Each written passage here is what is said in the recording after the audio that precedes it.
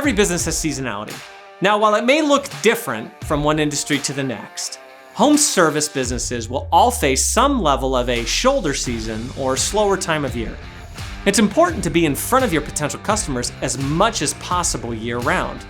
If someone sees your trucks, billboards, or Facebook ads all the time as part of their day-to-day life, they will be much more comfortable contacting your business when the time comes for them to hire a home services professional. Let's look at the HVAC industry as an example.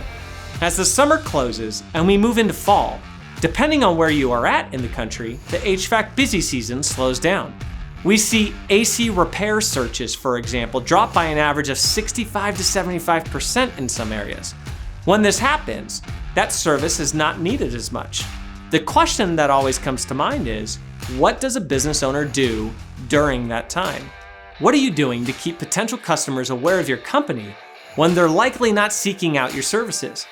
This is where a full funnel marketing strategy will help you be visible and memorable. Specifically, top of the funnel advertising during a shoulder season will help keep people aware that you are present and the expert for the services you provide.